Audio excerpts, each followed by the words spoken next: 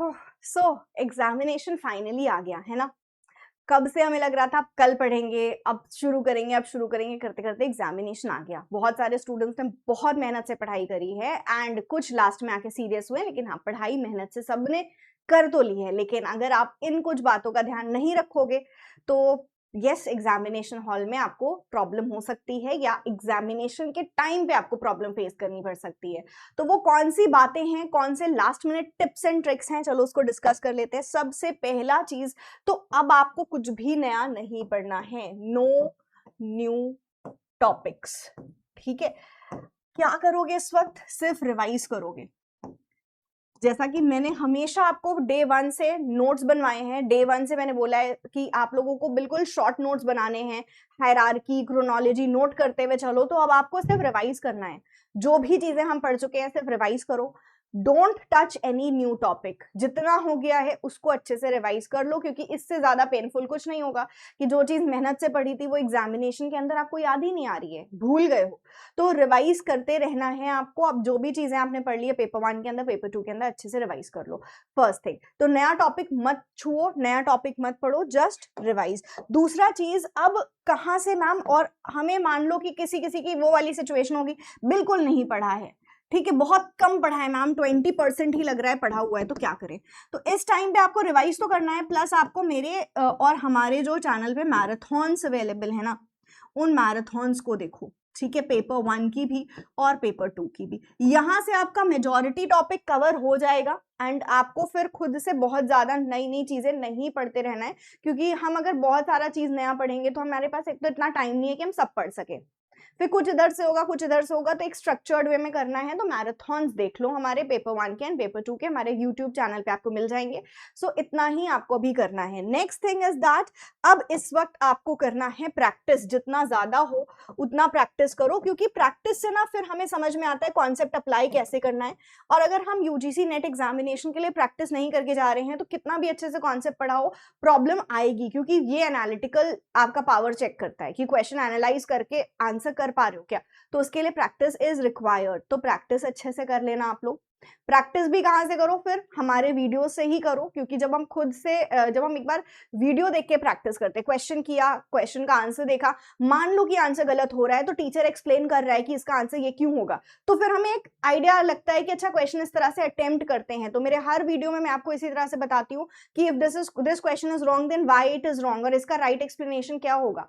तो आप जब भी प्रैक्टिस कर रहे हो प्लीज वीडियो देख के करो। आपको हर एक यूनिट पे वीडियो मिल जाएगी, उस वीडियो से देखो, क्वेश्चंस को प्रैक्टिस लगाओ, करो जितना ज्यादा हो सके। उससे आपको समझ में आएगा क्वेश्चंस किस तरह से हैंडल करने हैं एग्जामिनेशन के अंदर जाके हमको। The third very important thing, आपको जो पूरा पेपर है उसके अंदर टाइम मैनेज जरूरी है। जब हम एग्जामिनेशन हॉल में बैठेंगे ना तो टाइम मैनेज करना बहुत जरूरी है। अब एक चीज का ध्यान, या एक चीज हमें बहुत अच्छे से पता होनी चाहिए। लास्ट वीडियो में one of the student was asking me कि क्या पेपर 1 और पेपर 2 के क्वेश्चंस अलग होंगे। तो यस, जो आपका क्वेश्चन पेपर होता है ना, 150 क्वेश्चन होते हैं इसमें। 1 से लेके 50 तक के जो क्वेश्चंस होते हैं ये पेपर 1 से होते हैं, एंड 50 के बाद 51 से लेके 150 तक के क्वेश्चंस होते हैं पेपर 2 के। ठीक, तो अब हम उसको आराम से पहले एक पेपर आप टारगेट करो। देखो ऐसे मत करना कि कुछ पेपर 1 का किया, कुछ पेपर 2 का किया।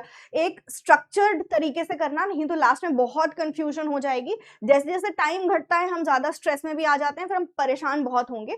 तो एक स्ट्रक्चर में करना। आप पेपर 2 पहले अटेम्प्ट कर रहे हो तो पहले पेपर 2 स्टार्ट कर लो और पेपर 2 कंप्लीट कर लो। कुछ क्वेश्चन होंगे जो अभी आपको लग रहा है थोड़ा सा बाद में करेंगे, या यहाँ टाइम लग रहा है स्किप कर देते हैं, तो उसको मार्क कर देना उन क्वेश्चन को और आगे बढ़ना। बट एक रिकॉर्ड रखते रहना कि कौन सा क्वेश्चन कर लिया है, कौन सा हमने अभी नहीं किया है। ऐसा मत करना, बहुत सारे स्टूडेंट होते हैं पहले पूरा पेपर आराम से बैठ के पढ़ने लगते हैं कि फर्स्ट क्वेश्चन क्या है, सेकंड क्वेश्चन क्या है। ऐसे करते करते कब आपका आधा घंटा निकल जाएगा नहीं पता चलेगा। तो इसलिए जस्ट स्टार्ट योर पेपर। एकदम जैसे ही पेपर आपको मिले, आपको पहले से अपना अप्रोच बिल्कुल सेट रखना है कि पेपर 1 करना है या पेपर 2 करना है। पेपर 1 करना है तो पेपर 1 से शुरू करो, 1 से लेकर 50 तक के क्वेश्चंस कर लो, फिर आप पेपर 2 की तरफ जाओ। मैं ज्यादा सजेस्ट करती हूँ कि पेपर 1 पहले करो, क्योंकि एक सेंस ऑफ अचीवमेंट आता है जब आप 50 क्वेश्चंस कर लेते हो, लगता है हाँ चलो एक एक पार्ट तो हो गया मेरे पेपर का, अब सिर्फ पेपर 2 बचा है। तो एक माइंड को जब हमें एक हमें एक कामनेस माइंड को मिलेगी ना, जितना शांत रख पाओगे अपने माइंड को एग्जामिनेशन हॉल में, आपको वो बहुत ज्यादा हेल्प करने वाला है। तो इसलिए आप एक एक चीज करो और करके आपके माइंड को एक इमीडिएटली सेटिस्फैक्शन मिलता रहेगा कि हाँ you are ticking the box कि this is done, this is done. तो पेपर 1 अगर आप कर सकते हो पहले, तो पेपर 1 पहले कर लो, थोड़ा सा वहां पर जल्दी भी हो जाते हैं क्वेश्चंस, टाइम कम लेते हैं।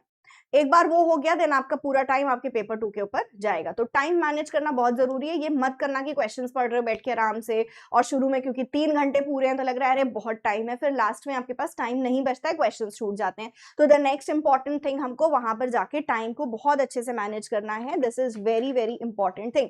दूसरा next thing is that examination hall में जब आप पहुंच तो गए हो, लेकिन कुछ ऐसी चीजें जो आपको शुरू में बहुत ज्यादा स्ट्रेस दे सकती हैं, और अगर आप बिल्कुल स्ट्रेस में आ गए ना तो फिर आपका क्या होगा, एग्जामिनेशन अच्छा नहीं होगा।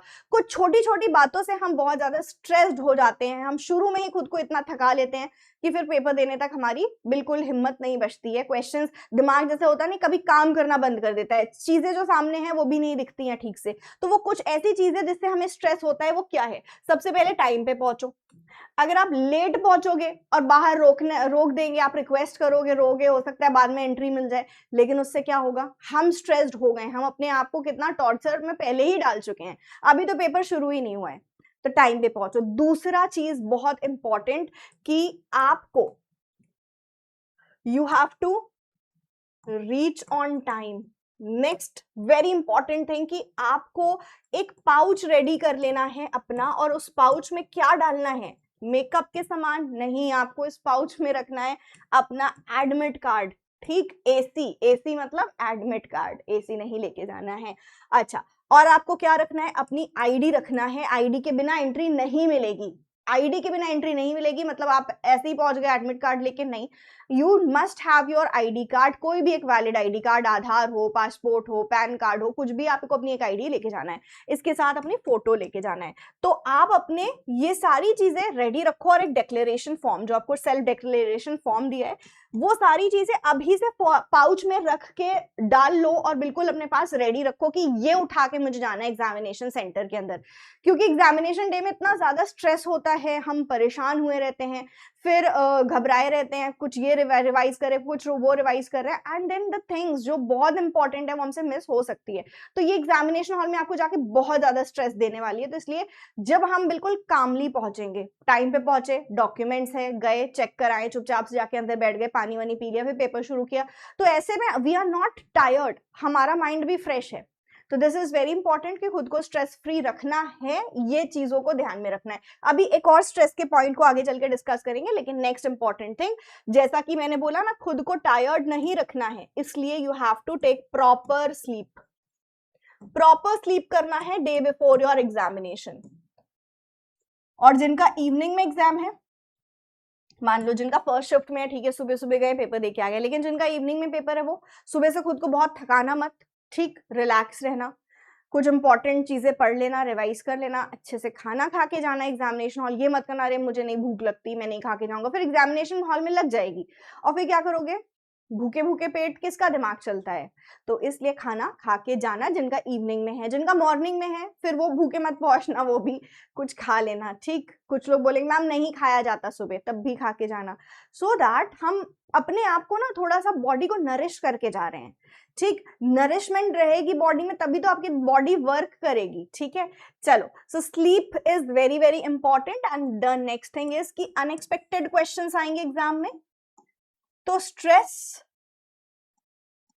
ड्यू टू क्वेश्चंस, इस बात को खुद को समझाते रहना, खुद को बार बार ये चीज को आपको समझाना है, अपने आप को मेंटली प्रिपेयर्ड करके जाना है कि अनएक्सपेक्टेड क्वेश्चन तो देखो भाई आएगा, लाइफ में भी अनएक्सपेक्टेड चीजें होती हैं, हम कितना भी प्लान कर लें लाइफ को, हमारे अकॉर्डिंग चलती है क्या, नहीं, कुछ चीजें तो इधर उधर से आती रहती है, वही तो लाइफ का मजा है। तो क्वेश्चन पेपर के अंदर भी 100% वो चीज नहीं आएगी जो आपको लग रहा है कि आनी चाहिए। कुछ 1 2 3 क्वेश्चन आपके, या मान लो 10 क्वेश्चन कुछ आ गए जो आपको नहीं आते हैं, तो क्या हम 10 क्वेश्चन की जगह 140 क्वेश्चन को स्टेक पे रख दें, ठीक है, उठा के रख दें कि नहीं भाई हम इसी के लिए रोएंगे, ये 10 क्वेश्चन हमारे नहीं हमको आ रहे हैं, तो 140 क्वेश्चन से क्या ही होगा। ऐसा नहीं करना है। 10 क्वेश्चन मान लो, बहुत ज्यादा बोला है मैंने, बट मान लो 10 क्वेश्चन आपके आ जाते हैं अनएक्सपेक्टेड, 140 क्वेश्चन अभी भी हाथ में है आपके, मतलब अभी भी आपके हाथ में ही खेल है।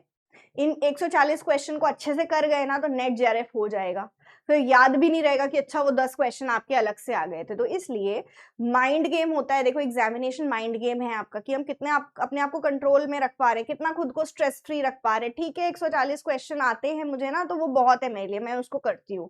जो नहीं आते 10 तो छोड़ ही दो उनको, ठीक। तो आपको खुद को बिल्कुल स्ट्रेस फ्री रखना है, एंड यस ये कुछ बातों का ध्यान रखोगे तो आप देखोगे क्वेश्चन आप बहुत आराम से मैनेज कर पा रहे हो एग्जामिनेशन हॉल में। जो स्ट्रेस है ना उसको अगर आप मैनेज कर ले गए तो आधा तो आपके हाथ में है, ठीक है, आधा तो अभी आपके हाथ में है बारी, अब बाकी तो आपके प्रिपरेशन पे डिपेंड करता है। तो प्रिपरेशन मान लो नहीं करिए तो मैराथन्स देखो, मैंने आपको पहले ही बता दिया। So yes that was it, these are some important 6 points जो हमें बिल्कुल भी मिस नहीं करना है। So as your friend, as your elder sister, I have told you, I have given you all these tips and tricks, follow जरूर से कर लेना, ठीक है। All the best for your examination.